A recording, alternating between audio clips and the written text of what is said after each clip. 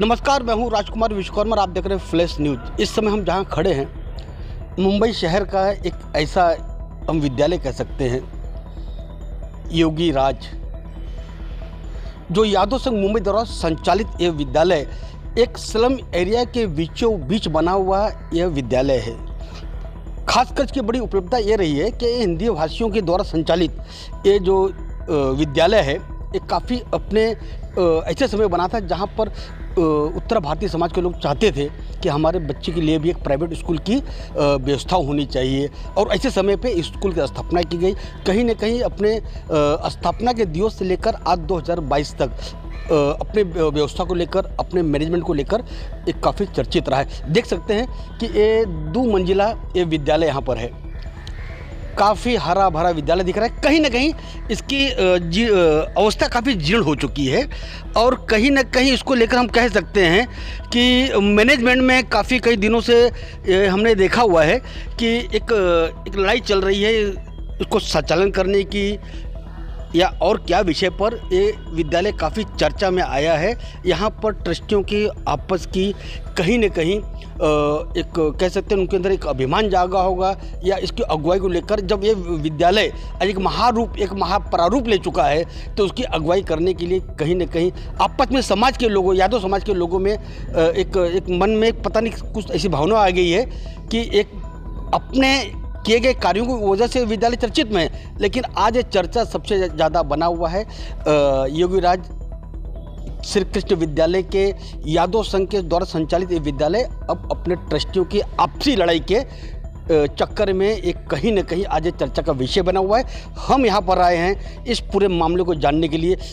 देख सकते हैं मेरे इस प्रांगण में खड़े हैं महासचिव LB यादव जी, जो पिछले काफ़ी समय से शिवाजी विद्यालय के योगराज विद्यालय की एक भूमिका यहाँ पर निभा रहे हैं एज द महासचिव। सर इधर आइए एक मिनट, आपका फ्लैश में ढेर सारा स्वागत है। धन्यवाद सर। एक कहीं ना कहीं मैं देख रहा हूँ कि आपका जो विद्यालय है पिछले कई वर्षों में देख रहा हूँ उसकी आप संचालन कर रहे हैं, आपके नेतृत्व में देखा जा रहा है।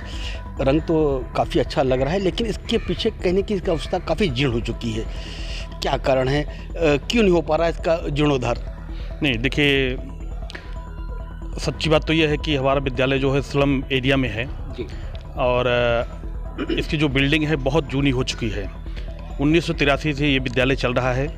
शुरू में पैसे न होने के कारण कुछ कमरे बनाए गए और उन्हीं कमरों को धीरे धीरे बढ़ाया गया।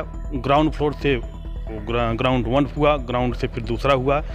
तो मेरा कहने का तात्पर्य यह है कि जो इसकी नींव रही है वो ऑलरेडी पहले से ही इस बेस पर कि नहीं हमें कुछ कमरे बनाकर विद्यालय चलाना है।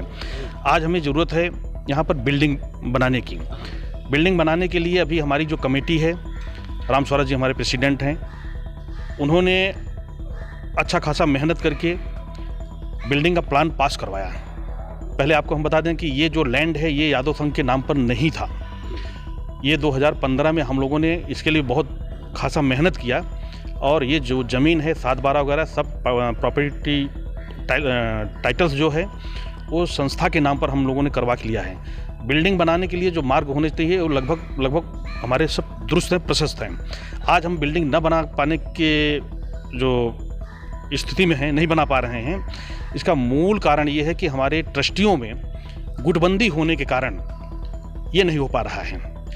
इसके गुटबंदी होने के कारण जो हमारे बैंक में अकाउंट्स हैं वो कई अकाउंट डोरमेंट हो चुके हैं। कुछ बैंक ने रिस्ट्रिक्शन लगा के रखा है, हम विड्रॉ नहीं कर सकते हैं, डिपॉजिट कर सकते हैं। तो आर्थिक समस्या है जिसके कारण हम बिल्डिंग नहीं बन पा रही है।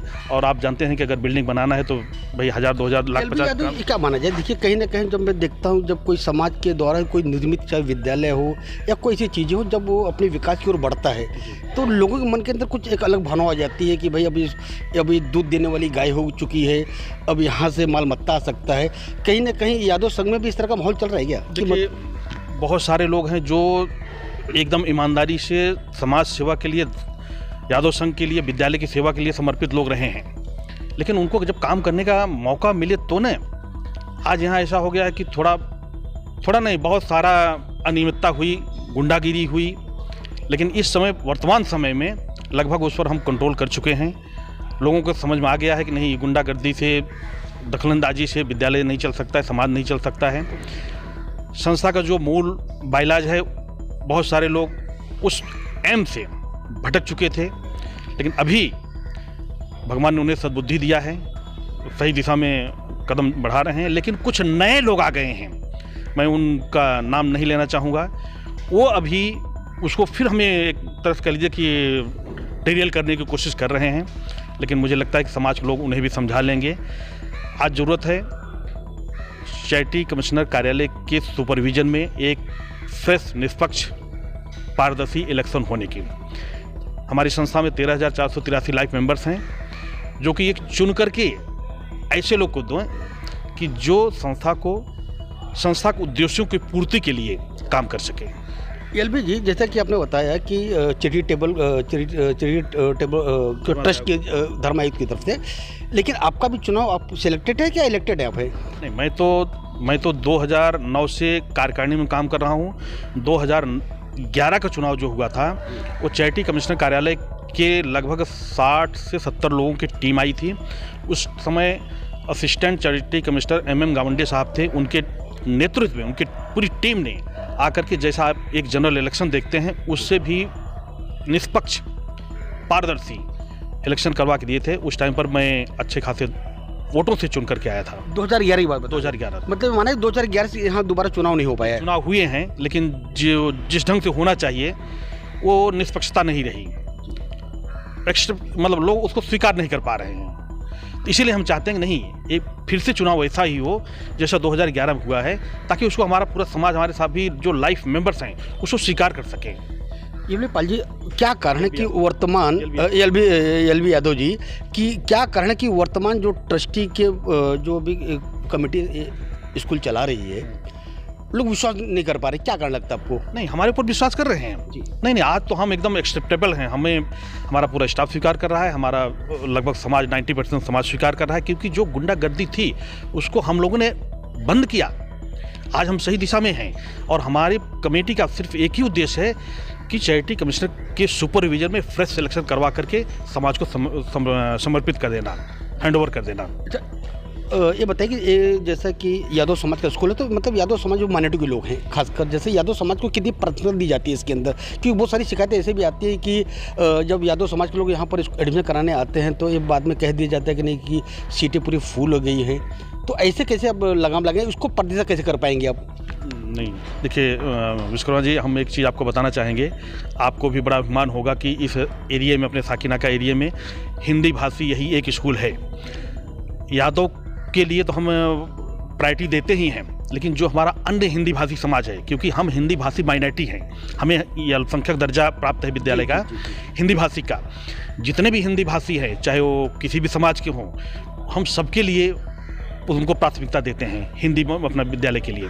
और उसमें चाहे एडमिशन की बात हो, चाहे दूसरे सहयोग की बात हो, विशेषकर जो हमारे समाज के, यादव समाज के हैं, अगर कोई उसके लिए एलिजिबल है, यानी कि गरीब है, वंचित है, तो उसके लिए हमारी संस्था, हम ट्रस्ट पूरा का पूरा सहयोग करती है कि हमारा समाज का कोई भी बच्चा बिना पढ़े रहे न, वो पढ़े सीखे। लेकिन सर ये देखें, ये भी शिकायत आई है लॉकडाउन के अंदर किसी भी स्कूलों ने, खासकर जो प्राइवेट स्कूल हैं जैसे कह सकते हैं, उन्होंने स्कूल की फीस माफ़ नहीं की है पूरे कोरोना कार्यकाल के अंदर। तो योगी राज की क्या प्राथमिकता है कि आपने ऐसे अपने समाज के लोगों को, खासकर माइनॉरिटी समाज के लोगों को आपने इस तरह कितनी सहूलियत दी? आप पिछले 2021 की जो टर्म फीस है, हम लोगों ने एक साथ डिसीजन लिया, कमेटी ने हमारी डिसीजन लिया कि नहीं, टर्म फीस हम फ्री करेंगे। हमने टर्म फीस फ्री किया। इसके अलावा तमाम, देखिए अपना मैं फिर से बोलना चाहूँगा, जो हमारा एरिया है ये गरीबों का एरिया है। रिक्शे वाले हैं, टैक्सी वाले हैं, छोटे छोटे काम करने वाले लोग हैं, भाजी वाले हैं, और बहुत सारे तो ऐसे रहे हैं कि जिनके पास रहने की जगह नहीं है, लॉकडाउन भी छोड़ करके गाँव भाग गए, वापस आए।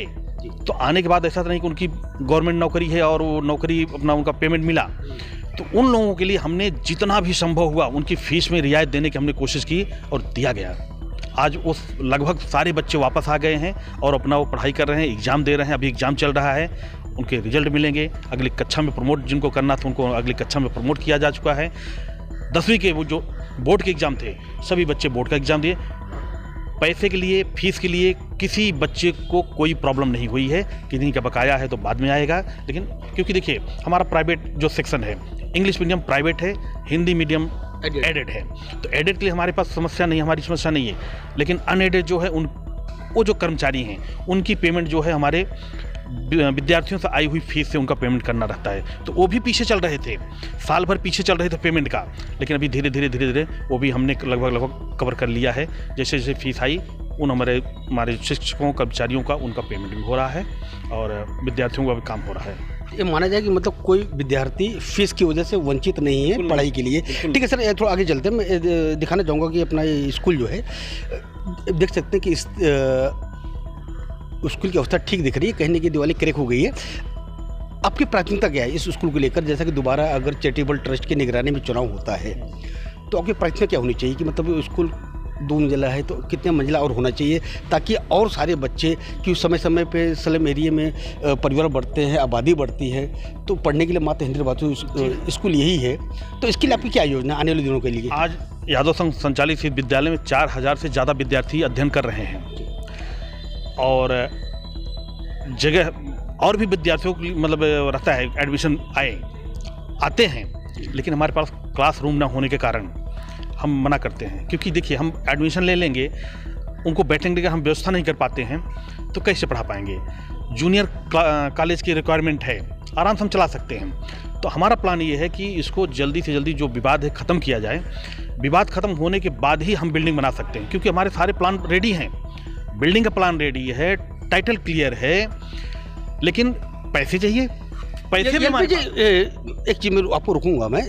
आपने बताया कि विवाद किस बात को लेकर है, इस जगह क्लियर कर दीजिए, ताकि मैं चाहता हूं कि हमारे फ्लैश न्यूज़ के माध्यम से जो विवादित लोग हैं जिस पे आप विवाद का जिस पे आप आरोप लगा रहे हैं वो भी न्यूज़ देखें, समझ सकें कि विवाद किस विषय को लेकर है।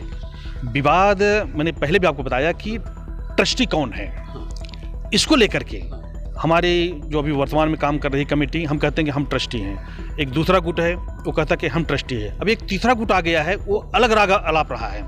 तो सब मिला करके ये खत्म तभी हो सकता है कि एक फ्रेश सिलेक्शन, निष्पक्ष चुनाव हो जाए। ठीक है, बहुत अच्छी बात आपने बहुत सुझाव रखा है कि मतलब विवादित या जो विवाद चल रहा है कहीं न कहीं अगर चुनाव निष्पक्ष तरीके से कराया जाए, वो भी खासकर चैरिटेबल ट्रस्ट की निगरानी के अधिकारियों द्वारा, तो ये पूरा मसला सुलझ जाए। कोई बहुत बड़ा मसला नहीं समझ सकता हूँ मैं कि समाज उन्हीं लोगों को चुनेगा जो इस स्कूल का और अपने लोगों का विकास कर सके। सर आइए आगे चलते हम। आपने बताया कि जब तक विवाद खत्म नहीं होगा तब तक इसका विकास नहीं होगा। आपने एक सुझाव दिया है कि जब तक निष्पक्ष तरीके से अगर चुनाव नहीं होते हैं तब तक ये विवाद सुलझाना आसान नहीं है। बहुत अच्छा आपने सुझाव दिया है। तो ये बताइए मुझे, एक आखिरी सवाल आपसे करूँगा मैं, जैसा कि अभी स्कूल छुट्टी होने वाली है तो इसके दरमियान जो कुछ कार्य अगर आप करना चाहते हैं जैसा कि रंग पुताई का वगैरह का, तो उस पर भी विवाद रहेगा? नहीं, उसके लिए कोई विवाद नहीं है और वो काम हमने बहुत किया। अभी दीपावली के छुट्टी के पहले से 1.5 साल तक लगभग स्कूल बंद रहा है।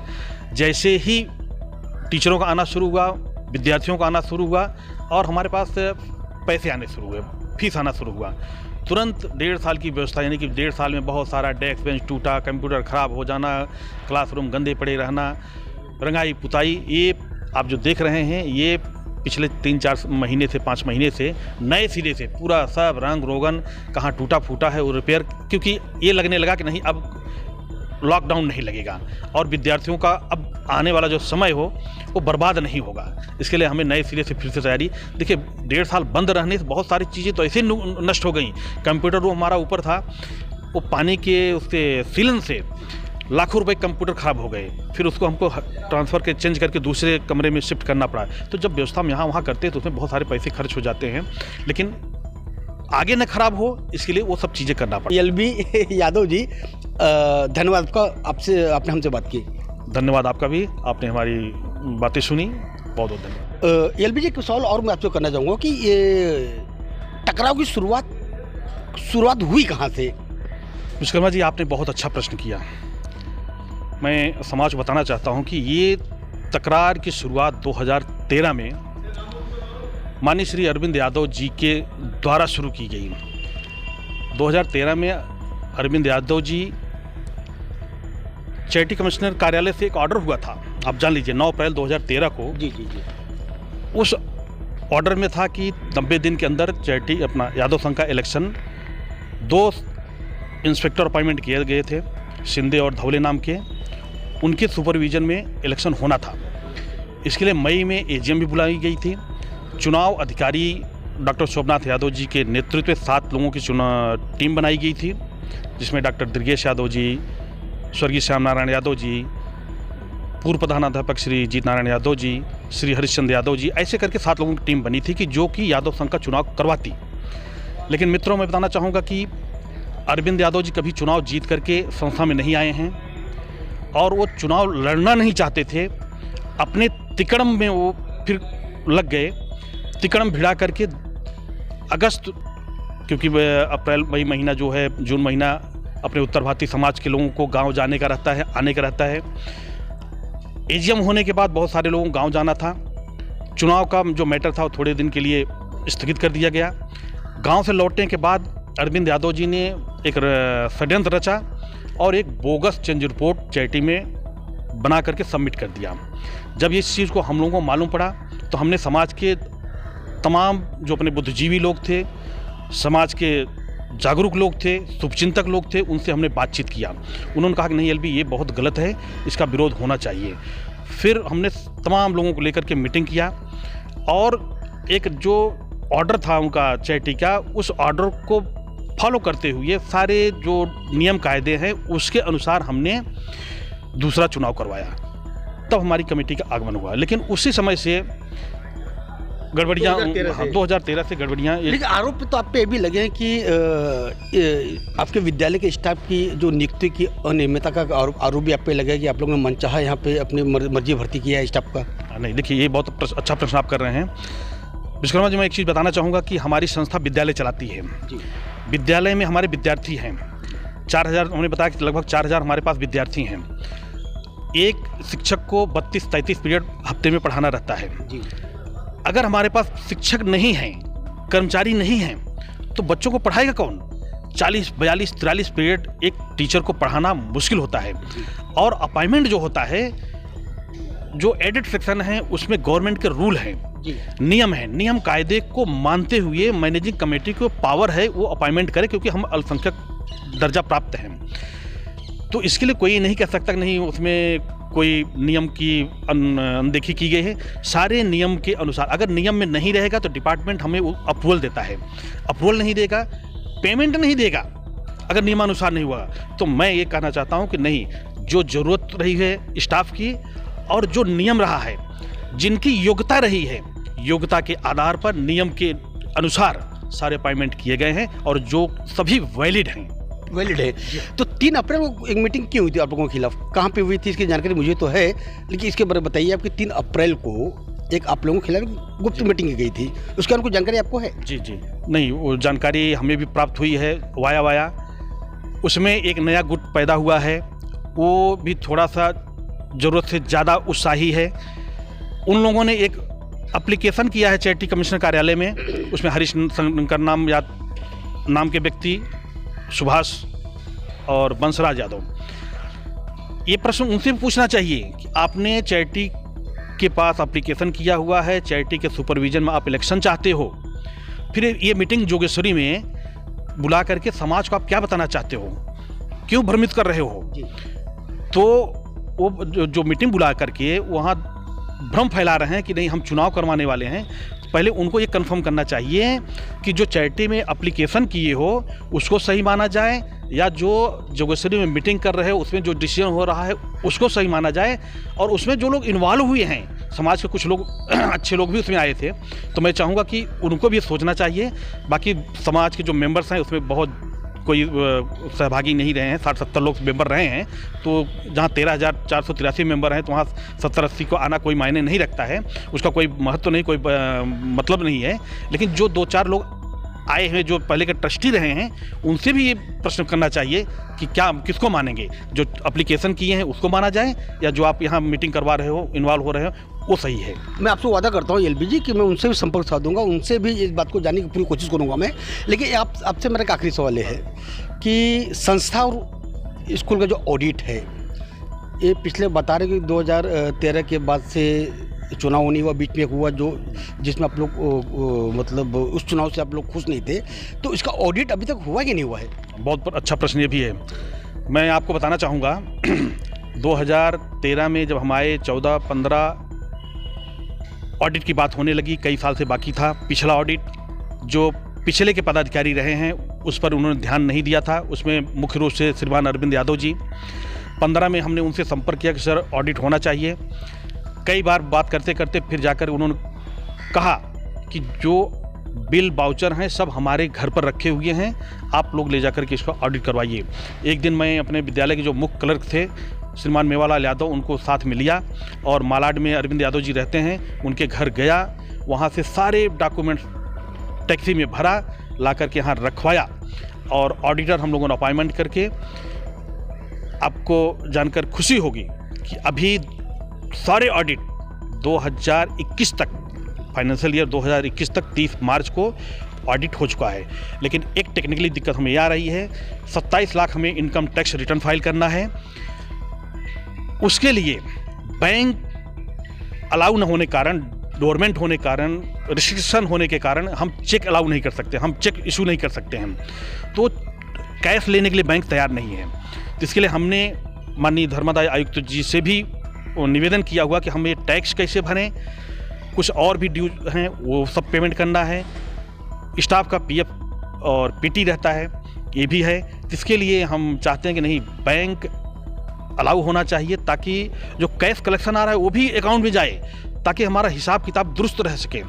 तो समाज के लोगों को भी सोचना चाहिए कि बैंक अलाउ होना चाहिए। बैंक अलाउ होना चाहिए। बहुत बहुत धन्यवाद, आपने हमसे बात की। धन्यवाद आपका भी। जय यादव, जय माधव। जय यादव, जय माधव। मैं चाहूँगा कि जैसे कि हम यादव जी पूछे गए हर सवाल को उन्होंने बेबाकी से जवाब दिया, और सबसे अच्छी बात उन्होंने बताई कि कोरोना कार्यकाल के अंदर सलम में पढ़ने वाले, इलाके में रहने वाले जो बच्चे यहाँ पर हैं उनको पूरी तरह से शिक्षा से वंचित नहीं किया गया, और जहाँ तक हो सकी विद्यालय के माध्यम से उनको सहूलियत प्रदान की गई। और पूछे गए हर सवाल में जैसे सबसे बड़ी जो समस्या इस ट्रस्ट को लेकर है, कहीं ना कहीं चुनाव को लेकर है, उन्होंने सारे पूछे गए हर सवाल को उन्होंने बेबाकी से जवाब दिया है। और मैंने तो वादा किया है कि जो तीसरा पक्ष है, दूसरा पक्ष है, उनसे भी हम संपर्क साधने की कोशिश करेंगे ताकि आने वाले दिनों के अंदर ये समस्या जल्दी खत्म हो और बच्चों को शिक्षा और एजुकेशन से और अच्छी यहाँ से सुविधा प्राप्त हो सके। बहुत जल्दी ये विद्यालय जूनियर कॉलेज के रूप में प्रारूप हो सके, ये हम सब लोगों की कोशिश रहेगी। तो कैमरामैन जगराम के साथ मैं राजकुमार विश्वकर्मा, फ्लैश न्यूज, योगीराज विद्यालय से।